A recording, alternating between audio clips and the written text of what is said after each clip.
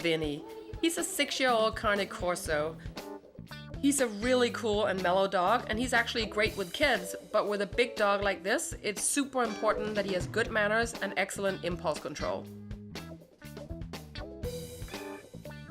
This is the first time I work with him, so we're just getting to know each other and making sure he's comfortable before we start training.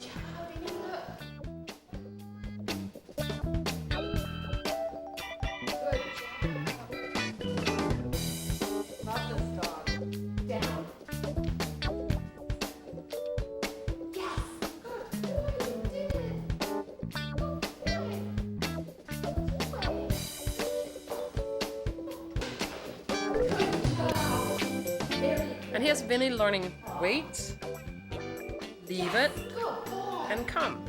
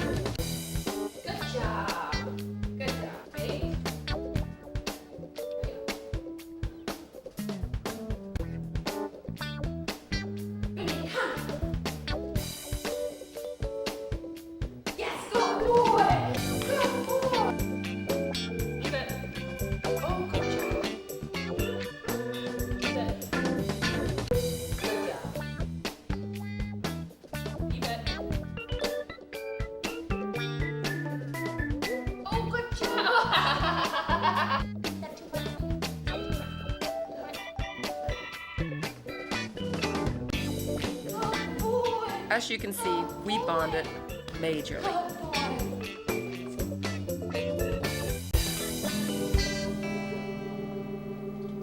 This is Tack. He's a 7-year-old rat terrier. He lives with Shelly, Deb, and their 17-month-old son, Felix. Wait. How many of you noticed the subtle stress signal that Tack is sending out right here? It's so subtle, but it's there. Notice how his ears are back, the side of his mouth is pulled tight, and his body became just a little stiff.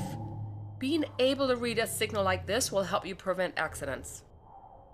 He was rescued from a pet store when he was 7 months old, so he had missed out on some very important early socialization. Shelly and Deb contacted me when Felix started walking.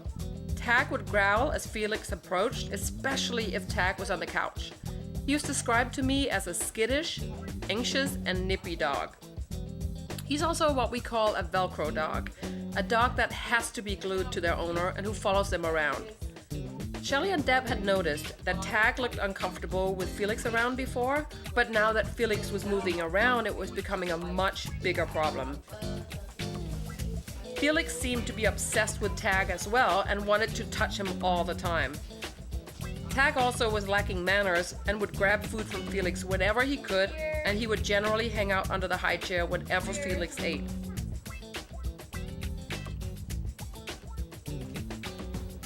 Where's the dog? Where's... No, Tack!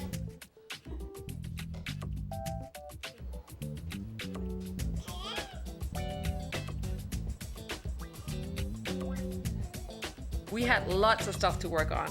First off, we needed to teach Tack all his basic manners so Shelly and Deb could direct him from afar and avoid any possible conflict between Tack and Felix in case of a management slip-up.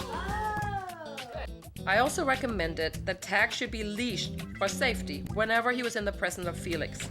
This would enable us to keep everyone safe and at a distance while we began working on Tack becoming more comfortable with Felix. During basic manners training, Tack learned name recognition, sit, down, leave it, drop it, off, come, targeting, and the game go find it and stay. Next, we gave Tack a safe, comfortable place to hang out where Felix couldn't reach him. This allowed Tack to retreat while being out of Felix's sight. When Tack wasn't around all the time, Felix wasn't thinking about chasing Tack and would turn his attention to toys, thereby avoiding the problem. Tack learned that hanging out in his bed out of sight of Felix was a good thing where amazing treats happened. He also learned to be more comfortable behind a baby gate when Felix was eating, so he didn't have the opportunity to grab food all the time anymore. Tack also didn't enjoy going on walks, so he was under-exercised and under-socialized. He used to walk halfway down a block outside and then turn around and want to walk home, so we worked on making longer walks fun. Shelly and Deb became better at managing interactions between Tack and Felix. They learned to read Tack's warning signs and stress signals and to respect them. They took them as cues to get Tack out of a situation he couldn't handle and to remove Felix whenever necessary. They now understand that even though they would love for Tack to love Felix all the time, this may not be realistic. Management and supervision will always be key. So then we began working on Tack, slowly feeling more safe and comfortable in the presence of Felix. Having controlled interactions made Felix appear more predictable to Tack. We started introducing Felix at a distance and giving Tack treats whenever he saw Felix to create a more positive association for Tack. It's still not perfect, and it'll take a lot of supervision and management to avoid having any conflicts, but Tack has come a very far way in a very short amount of time. He can now hang out on the couch with a family without feeling anxious all the time.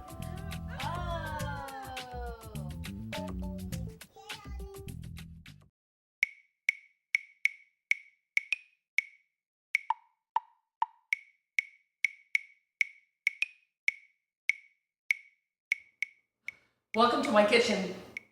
Did you bring anything? No? Well, seriously. Key to surviving living with kids and dogs is having really good management tools in place. And it could be, think outside the box. It could be anything. It'll make your life much easier, trust me. First off, front clip harness. I know this is a little ratty looking, but it works. Front clip harness for proper and good leash walking. So you're not choking your dog, but it's a really good piece of equipment that'll make it easier for you when you're juggling kids and dogs. The other thing is you need to give your dog something to do. Just like you can't just, I'm sure you've tried to tell your kid just go do something, and if they're not motivated, if they don't really, have anything to do, they'll just be spinning.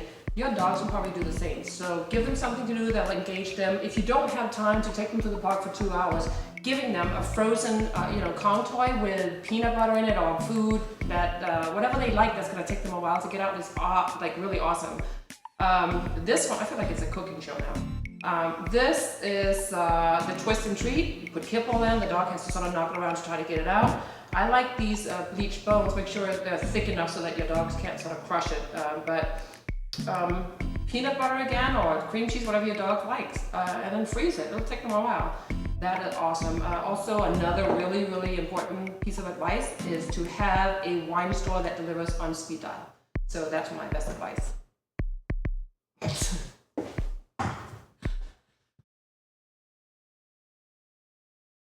I hope this gives you some ideas of what you can do to improve your relationship with your dogs. There are things that are just not okay when it comes to kids and dogs. It is not okay for a kid to dress up a dog. It is not okay to go wake up a dog when they're asleep. It is not okay to grab their bone or to pull their tails. Be really proactive in managing any situation that involves kids and dogs. Sometimes there are behavior issues that just don't go well with kids around. If you have a dog that is so scared of kids that he's never relaxed or comfortable when the child is present, it may be time to consider rehoming the dog. There are dogs that simply shouldn't be in the home with children.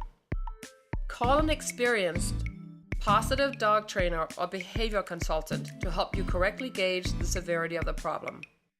It's easy to either overreact or underestimate if you don't know all the variables, so you'll want a professional to help you decide. Thank you for coming and hanging out with us in Brooklyn. We had a great time. We hope you found this helpful, and we hope to see you again. Ooh, great. Thank you, Olive. On that note, bye.